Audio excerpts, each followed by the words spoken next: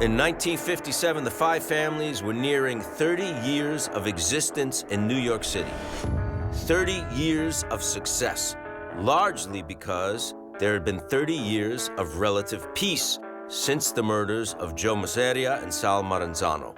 No bloody turf wars, no public slayings. Conflict was dealt with in the shadows, and members had, for the most part, upheld their oath and stuck to the rules. But that was about to change. Frank Costello had been boss of his family since 1937, much to the displeasure of the family's underboss, Vito Genovese. Genovese thought the seat should be his, and the tension began to boil. Genovese and Costello were working together. They probably respected each other. I don't think they liked each other. Frank Costello brings more of a businessman air to the role. Dapper suits, nice-looking guy, well-coiffed hair, knows how to deal with people in high places, knows how to deal with politicians. Genovese is a bit more rough around the edges. He's a bit more shoot now, ask questions later kind of guy. Genovese, he tried his hand at a number of legitimate businesses, but unlike Costello, didn't do very well. He had a poultry business, a liquor business, a gambling boat venture. They all failed. But he had control. He was a vicious guy, more vicious than Costello. And people, gave him the deference. So when Genovese sees Frank Costello sitting in the seat of power, he's like, well, that's not fair. That's supposed to be my role. I was the guy that was under Lucky Luciano. How dare you sit in my spot?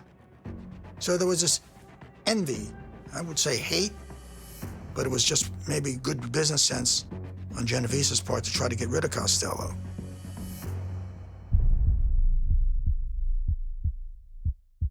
Frank Costello was having a dinner and coffee at some Upper East Side restaurants not far from his home on Central Park West.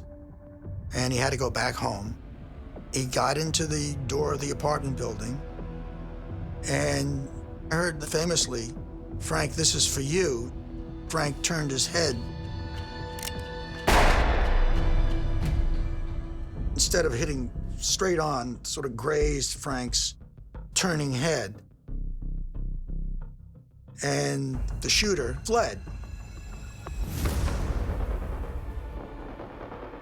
Costello survived the attempt on his life. When questioned by police after, he claimed he never got a good look at the shooter. But even if he had, it wouldn't matter. The commission rules still held.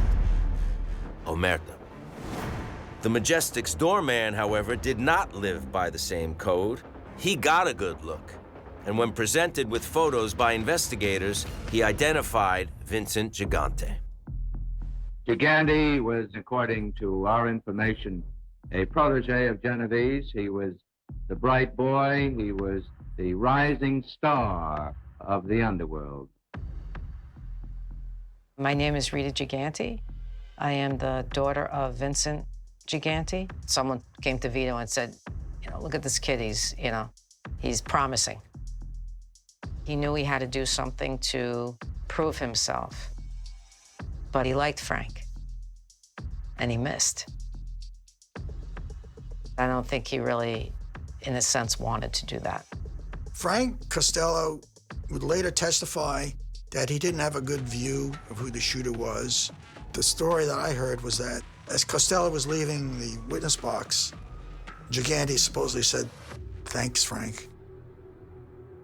After that, they actually became friends. Costello had Gigante over for dinner and drinks at his apartment. The hatchet, so to speak, was buried. But this all sort of created the thought in Costello's mind that, hey, maybe I should step back and, if I want to survive, sort of retire. Frank Costello would relinquish control of his family to Vito Genovese and fall into the background. He would not seek revenge in the streets or on the witness stand. He'd uphold his end of the deal, put the family first and follow the code. But Genovese's brazen act did not go unnoticed by the other bosses. Albert Anastasia lobbied the commission to approve a hit on Genovese, and tension got high. On the brink of an all-out war, Joe Bonanno, the secure leader of his own family, mediated a peace agreement and successfully settled the ship. In the aftermath of the intervention, Bonanno declared himself the capo consigliere, chief counselor of the commission. It was a made-up title, but enough for Bonanno to believe he was above the law and above the rules, especially when it came to drugs. The rule was they didn't deal in narcotics, but the other rule was we make as much money as we can any way we can. So in the late 1950s, America has a heroin market, but it's very small. Heroin was made illegal in 1924. So there's a black market opportunity here. Joe Bonanno is definitely looking to increase his power and increase his financial stake in the commission. For him, the 1950s is a good period for that for a couple reasons. He does see this opening in the heroin trade. And I think he really does use this transfer of power as an opportunity to elevate himself. Looking to capitalize on his improved stature within the commission, Bonanno arranged a meeting back in Sicily. So the meeting was really an occasion for Joe Bonanno to show off his so-called leadership. Joe Bonanno wanted to portray himself as a spokesperson for all of the Americans, the most important boss, the boss who could change everyone else's mind. So we do know that a lot of Americans were at the meeting in an attempt to set up an international, intercontinental business for drugs. And the big question on the table is, how can we create an organization and a system by which we can import heroin from Europe into the United States? And they basically divide up the world, so to speak, and come to an agreement about division of labor between Sicilian and American organized crime. Bonanno and the bosses in Sicily came up with this idea. The Sicilians would bring the heroin into the States, and the Americans would tell them where there were good markets. So this was territory that the Sicilians had no knowledge. They needed guidance. And they brought it in, they packaged it very cheap, $5 and $10 bags. And the Americans, especially Bonanno, believed this was a good way of earning a buck without doing anything. The Mafia got a commission. They didn't have to do anything. The Sicilians were happy because they had a big market.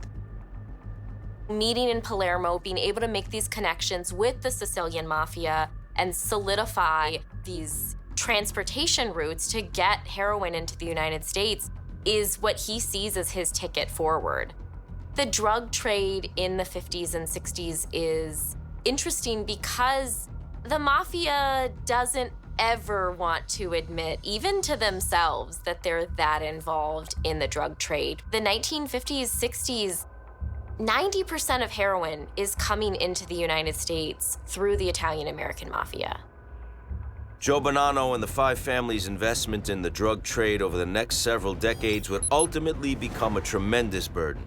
Members would choose to overlook the threat of law enforcement in favor of increased profits, a decision that would kill their organization from inside out, while devastating cities throughout the United States.